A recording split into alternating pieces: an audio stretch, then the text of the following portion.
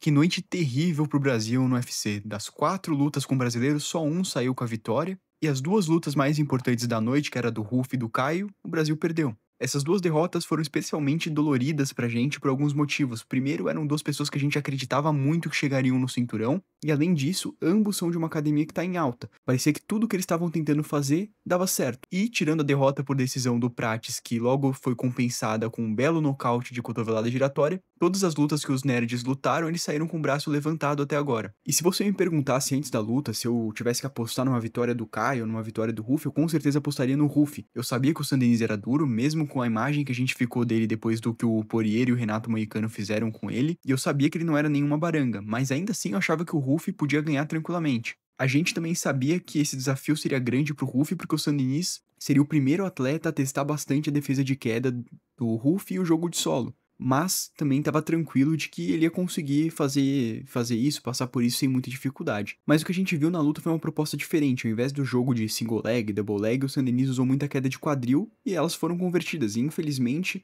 pra gente, além da conversão de quedas, ele conseguiu um bom controle e chegou algumas vezes nas costas.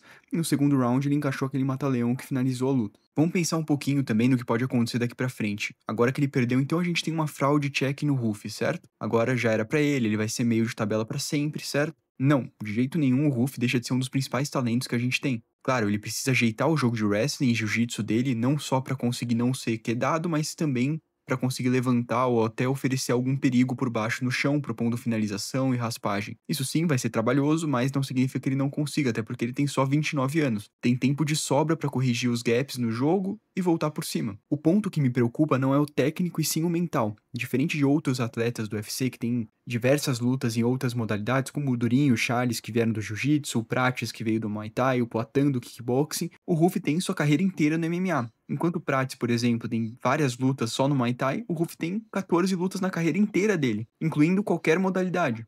O que pode fazer com que ele não tenha a casca que o Prates tem, por exemplo, de voltar de uma derrota.